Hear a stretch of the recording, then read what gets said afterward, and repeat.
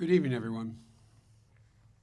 First, I want to express our condolences on behalf of Jill and I to Her Majesty Queen Elizabeth II, the entire royal family, and the people of the United Kingdom.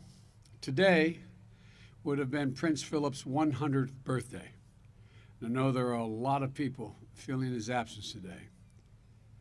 In addition, I'd like to point out that the greet from the British government has been exemplary. We've had a good first full day here in the UK. Prime Minister Johnson and I had a very productive meeting. We discharged and discussed a broad range of issues on which the United Kingdom and the United States are working in very close cooperation. We affirmed the special relationship, as is not said lightly, the special relationship between our people, and we renewed our commitment to defending the enduring democratic values that both our nations share, that are the strong foundation of our partnership. 80 years ago, Prime Minister Winston Churchill and President Franklin Roosevelt signed an agreement known as the Atlantic Charter. It was a statement of first principles, a promise that the United Kingdom and the United States would meet the challenges of their age and they would meet it together. Today, we build on that commitment with a revitalized Atlantic Charter, updated to reaffirm that promise while speaking directly to the key challenges of this century: cybersecurity, emerging technologies, global health, and climate change. We discussed our common goals for driving ambitious global action to address the climate crisis. And the Climate Leaders Summit that I hosted in April was in part about helping drive forward the momentum toward the critical COP26 that the UK will host in Glasgow later this year. We talked about the shared sacrifices our service members have made, bravely serving side by side in Afghanistan for close to 20 years. The UK was with us from the start, as they always are, equally committed to rooting out the terrorist threat. And now we're coordinating our withdrawal together. And of course, we talked about how our two nations can together lead the global fight against COVID-19. That's been a major focus of the G7 under British leadership, particularly in focusing and coordinating our resources to help vaccinate the world. And tonight, I'm making an historic announcement regarding America's leadership in the fight against COVID-19. America knows firsthand the tragedies of this pandemic. We've had more people die in the United States than anywhere in the world. Nearly 600,000 of our fellow Americans, moms, dads, sons, daughters, brothers, sisters, grandparents, more deaths from COVID-19 in the United States than from World War I, World War II, the Vietnam War, and 9/11 combined. We know the tragedy. We also know the path to recovery. The United States has now vaccinated 64% of our adults with at least one shot. Just 4.5 months ago, we were at only 5% with one shot. It took a Herculean effort on the part of our government to manage one of the biggest and I would say most complicated logistical challenges in our history. It took the ingenuity of scientists, building on decades of research to develop a vaccine. It took the full capacity of American companies manufacturing and delivering the vaccines around the clock. And as a result, we have the lowest number of daily deaths since the first day of this pandemic. Our economy is rebounding. Our vaccination program has already saved tens of thousands of lives, with that count growing each day, and has allowed millions of Americans to get back to living their lives. And from the beginning of my presidency, we've been clear-eyed that we need to attack this virus globally as well. This is about our responsibility, our humanitarian obligation to save as many lives as we can, and our responsibility to our values. We value the inherent dignity of all people. In times of trouble, Americans reach out to offer help and offer a helping hand. That's who we are. And when we see people hurting and suffering anywhere around the world, we seek to help as best we can. That's why under both Republican and Democratic presidents, the United States has made transformative commitments to bolster global health. Commitments under President Bush, like PEPFAR, which changed the global fight against HIV/AIDS. And in this moment, our values call on us to do everything that we can to vaccinate the world against COVID-19. It's also in America's self-interest. As long as the virus rages elsewhere, there is a risk of new mutations that could threaten our people. We know that raging COVID-19 in other countries holds back global growth, raises instability, and weakens governments. And as we've seen in the United States, with evidence clear day by day, the key to reopening and growing economies is to vaccinate your people. Our vaccination program has helped the American economy begin to recover from the worst economic crisis in a century. Over 2 million new jobs created just in the last 4 months since I've become president. An historic decline in long-term unemployment. Businesses reopening, and a projected economic growth of 6.9%, the fastest in nearly 4 decades in America. Just as the American economy is recovering, it is in all of our interest to have the global economy begin to recover as well. And that won't happen unless we can get this pandemic under control worldwide. That's why, as I said in my address to the joint session of Congress in April, America will be the arsenal of vaccines in our fight against COVID-19, just as America was the arsenal of democracy during World War II. Over the past 4 months, we've taken a number of steps toward this historic effort. We have contributed more than any nation to COVAX, a collective global effort that is delivering COVID-19 vaccines across the world. We've supported manufacturing efforts abroad through our partnerships with Japan, India, and Australia, known as the Quad. We've shared doses with our neighbors, Canada and Mexico. And in addition, 3 weeks ago, with America's vaccines supplied secured, and with confidence we have enough vaccines to cover every American who wants one, we announced that we would donate 80 million doses of our own vaccine in-house now to supply the world by the end of June. Many of these doses are shipping to countries around the world as we speak. And today, we're taking a major step that will supercharge the global fight against this pandemic. In my direction, the United States will purchase an additional 500 million doses from Pfizer vaccine, that will donate nearly 100 low and lower middle income countries. They will be the beneficiaries. Let me say that again.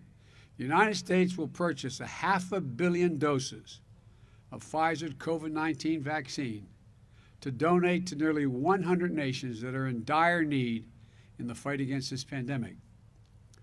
That's a historic step, the largest single purchase and donation of COVID-19 vaccines by any single country ever. Importantly, this is the mRNA vaccine, which has proven to be extremely effective against COVID-19 and every known variant of that virus thus far. These 500 million vaccines will start to be shipped in August, as quickly as they roll off the manufacturing line. 200 million of these doses will be delivered this year, 2021, and 300 million more will be delivered in the first half of 2022. And let me be clear, just as with the 80 million doses we previously announced, the United States is providing these 500,000 doses with no strings attached. Let me say it again, with no strings attached. Our vaccine donations don't include pressure for favors or potential concessions. We're doing this to save lives, to end this pandemic. That's it, period. I also want to thank Albert Bourla, Pfizer's CEO and chairman, for joining me today. We've gotten to know each other over the last few months. He and I and his entire team have really, he's really stepped up at this critical stage in our fight against the pandemic. And the plan is for 500 million doses that we'll be sending around the world to be produced in the United States, including at Pfizer's manufacturing plant in Kalamazoo, Michigan. 80 years ago, not too far from that plant in Kalamazoo, in the Detroit area, American workers built tanks and planes and vehicles that helped defeat the global threat of fascism in World War II. They built what became known as the arsenal of democracy. Now, a new generation of American men and women, working with today's latest technology, is going to build a new arsenal to defeat the current enemy of world peace, health, and stability, COVID-19. Albert was gracious enough to welcome me to Kalamazoo plant back in February. It's incredible, the ingenuity, the care, the safety that goes into every single dose as I toured the entire plant. Most of all, when you're there, you feel the pride of every worker there feels, how the pride they feel in what they're doing. I've been to a lot of plants. I'm a big union guy. I've been doing it my whole career. But you could see the looks on their faces. They were proud. I mean it sincerely, they were proud of what they were doing. They knew what they were doing. American workers will now produce vaccines to save lives of people in Africa, Asia, Latin America, and the Caribbean. People they will never meet and have never met. Places they've never visited and probably won't have an opportunity to. But lives saved all the same, thanks to American leadership, American workers, hard work, and values. Let me close with this. This is a monumental commitment by the American people. As I said, we're a nation full of people who step up at times of need to help our fellow human beings, both at home and abroad. We're not perfect, but we step up. Well, we're not alone in this endeavor. That's the point I want to make. We're going to help lead the world out of this pandemic, working alongside our global partners. Under the UK chairmanship of the G7, democracies of the world are poised to deliver as well. This U.S. contribution is the foundation for additional coordinated efforts to help vaccinate the world. The British government, the Prime Minister, has led a strong campaign to get people vaccinated across the UK. And I'm grateful they're making their own generous donation. Tomorrow, the G7 nations will be announcing the full scope of our commitment, our meaning the G7. And I want to thank all of my G7 partners for stepping up to recognize our responsibility to meet the moment. I'm looking forward to working with my counterparts on these efforts in the coming days and much more. One final point I want to make clear. This is not the end of our efforts to fight COVID-19 or vaccinate the world. We have to turn manufactured doses into shots in arms to protect people and communities. That's why the United States is already providing hundreds of millions in funding to support last-minute vaccination efforts, including new funding from Congress as part of the American Rescue Plan, and working with programs in Latin America, Asia, and Africa. We're going to keep manufacturing doses, donating doses, getting jabs, as they say here in the UK, in arms, until the world has beaten this virus. I want to thank you all. Now I'd like to turn it over to my friend, the CEO and chairman of Pfizer, Albert Bourla. Albert, it's all yours. And again, personally, thank you for stepping up. Thank you, Mr. President. Thank you very much. Thank you, Mr. President, and it is, of course, a great honor to be with you today for this historic announcement. As the G7 countries come together for this critical summit, the eyes of the world are on the leaders of these powerful nations to help solve the ongoing COVID-19 crisis. While great progress has been made in many developed nations, the world is now asking the G7 leaders to shoulder the responsibility to help vaccinate people in all countries. Mr. President, I know from our conversations that we agree that every man, woman, and child on the planet, regardless of financial condition, race, religion, or geography, deserve access to life-saving COVID-19 vaccines. And once again, the United States has answered the call. And we are grateful to you and your administration for your leadership in this front. Today, we are providing 500 million doses of the Pfizer-BioNTech vaccine to the world's poorest nations. This will significantly enhance our ability to meet our goal of providing 2 billion doses of the vaccine to low and middle-income countries over the next 18 months. Thanks to the ingenuity of so many scientists and the dedication of so many manufacturing workers, today we can see clearly the light at the end of the tunnel. But we still have work to do. And I can assure you, Mr. President, that we will be relentless in pursuing more solutions to end the pandemic. Just this week, we began dosing participants aged 5 to 11 years old in a global phase 2-3 study. And as we speak, we continue our studies in pregnant women. We are also closely monitoring and addressing the emerging variants. We are testing our vaccine's response to newly arising variants, and we are coordinating with public health authorities around the world on surveillance efforts. So far, data show that none of the existing variant strains has escaped the protection provided by our vaccine. I repeat, none, not one.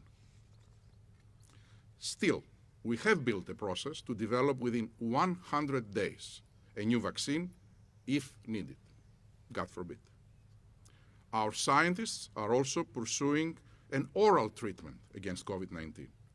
Initial indications are promising, and if things goes well, we could apply for approval before the end of this year.